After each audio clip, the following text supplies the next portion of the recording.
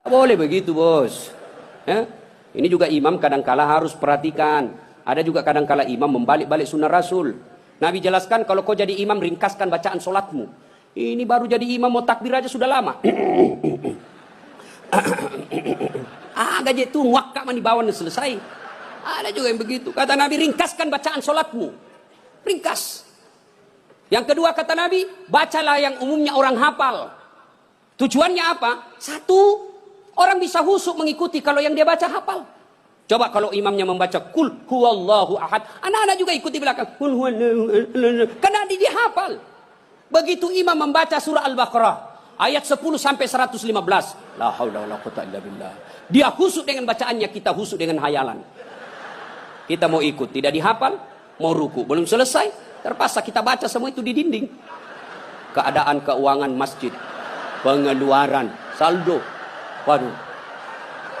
Sudah dibaca satu tripleks, belum selesai bacaannya imam, dibaca lagi kalender. Persatuan Guru Republik Indonesia cabang Kabupaten Tanah Bumbu.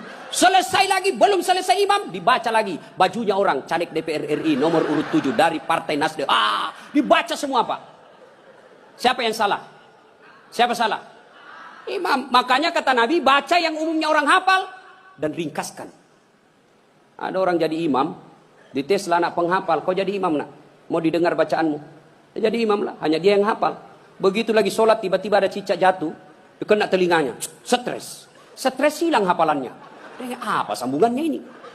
Dia lupa betul, hening satu masjid. Tiba-tiba imam berkata, tolong bantu di belakang. Dia bilang di belakang, saya juga tidak tahu. Tiba-tiba berteriak, kalau begitu ya sudah, Allahu Akbar. Memangnya anggota DPR. Saya punya pengalaman ini Pak, waktu saya kecil di kampung. SMP saya waktu itu. Sholat asar. Lama sekali imam sujud. Kenapa lama betul ini imam sujud? Ada apa ini? Tiba-tiba ada kawan saya nakal, diangkat kepalanya. Wih, hilang imam. Ternyata yang ditunggu sudah keluar. Dia keluar dari pintu samping. Kacau sholat. Selesai sholat ditanya, Pak Imam, kenapa kau tinggalkan kami? Dia bilang, saya kentut nak. Pak Imam, lain kali kalau kentut, kasih bangkit dulu kepala supaya kami lihat kau keluar. Dia bilang, saya sengaja, malu saya kau lihat. Kacau sholat. Siapa yang salah? Siapa salah? Siapa salah? Imam. Makanya hati-hati milih imam. Ya, ada lagi kejadian ini waktu saya kuliah, KKN. Belum jadi ustadz saya waktu itu. Wih, ada kawan saya, dia pakai baju gamis. Wah, saya bilang pasti anak pesantren. Jadilah imam dia. Saya di belakang dua anak fakultas sastra. Begitu dia baca Al-Fatihah masih aman. Dia baca Al-Kafirun dalam hatiku, cari penyakit ini orang ini. Benar, dia baca enggak mau sampai. Wala antum abiduna ma a'bud wala ana abidu ma abattum wala antum abiduna ma a'bud wala ana abidu ma wala antum taputar. Temanku jengkel ini ada sastra. Kenapa itu taputar-putar? Lah sudah ini juga saya pikir. Kacau sholat.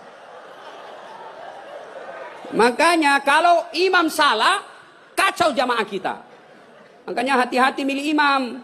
Kata Nabi, milih imam itu tidak boleh sembarang. Jamaah makmum boleh, mulai dari orang waras sampai orang gila boleh jadi makmum. Mulai dari orang belum balik sampai dewasa boleh jadi makmum. Tapi imam tidak boleh. Kenapa? Salah imam, salah kalian. Jamaah. 2020 Tanah Bumbu akan milih imam. Bupati. Salah milih imam, salah kalian. Menderita kalian di kabupaten ini. Maka hati-hati milih imam. Pun kita jadi makmum juga tidak boleh sembarang. Harus ada etikanya. Jadi makmum kata Nabi, kalau kau ke masjid, sikat gigi dulu. Terutama kalau subuh. Bayangkan kalau kita tidak sholat, tidak sikat gigi. Tidur semalaman. Orang di samping kita balik kanan, kita balik kiri menguap. Sampai meninggal diingatnya itu. Busuk mulutnya itu. Sudah sikat gigi. Apalagi, kalau kau jadi makmum, jangan kau merasa kaulah yang paling soleh dalam masjid itu. Ada juga orang takbir itu kayak mau digigit, kita punya telinga. Cool man. Baca Al-Fatihah kayak dia ada di telinga samping. Pada cengi capu. Hanya ganggu ki. Ada lagi apa? Itu kaki. Kaki juga itu kadang-kala mengganggu.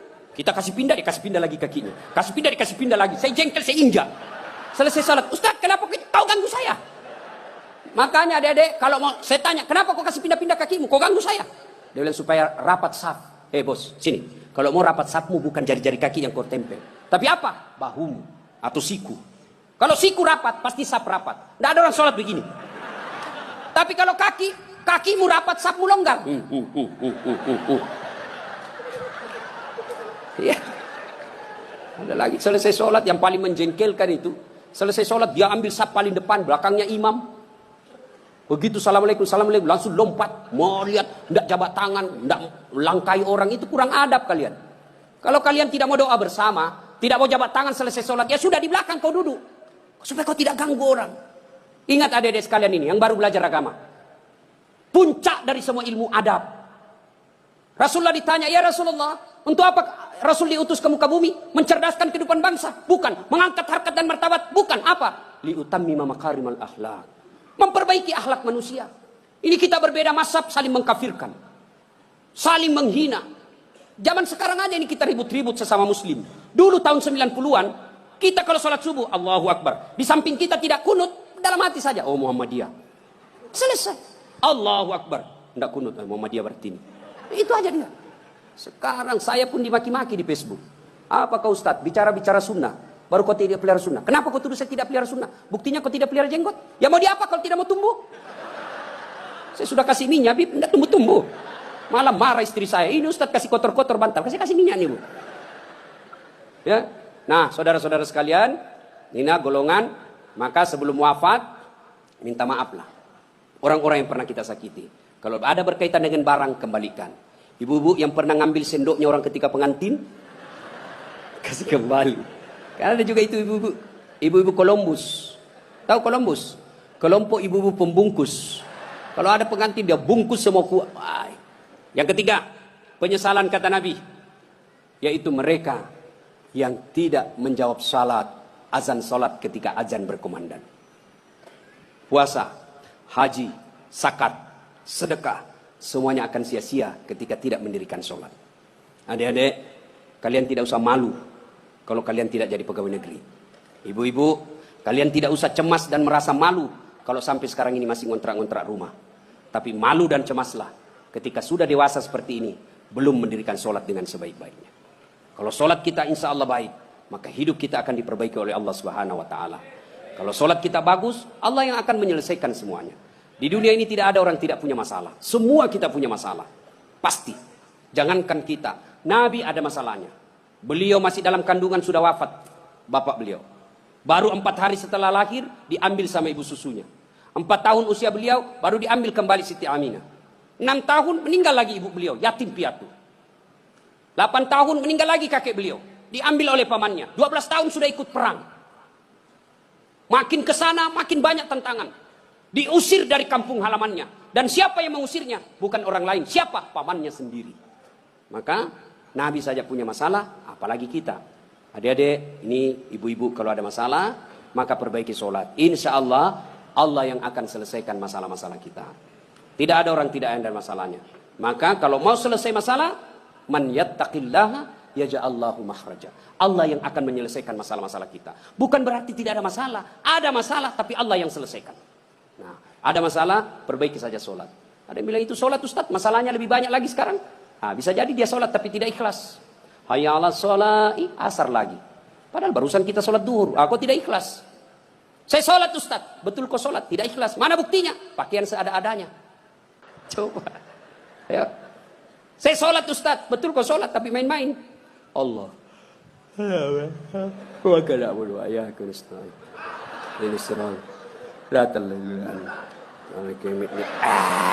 siapa ngajar sholat begitu, Bos? Ada juga orang sholat kayak ditiup angin. Ada lebih parah Allah. Siapa ajar kau sholat pakai keju-keju? Jadi jangan heran ketika sudah 20 tahun sholat, kok masalah kita tidak bisa lepas. Salah satu sebabnya kita sholat seada-adanya. Bapak saudara-saudara sekalian, tepat tanggal 12 Rabiul Awal, tahun ke-11 Hijriah, Rasulullah Sallallahu Alaihi Wasallam demam. Lalu Allah perintahkan kepada malaikat Jibril. Jibril, kau turun, panggil 3 malaikat, 2 malaikat, Israil, Israfil, Mikail. Kau turun 4 malaikat. Sampaikan kepada Muhammad, Allah perintahkan saya menjemputmu dengan catatan tanya dulu. Kalau dia sudah mau cabut nyawanya, kalau belum tunda sampai mau. Turun malaikat.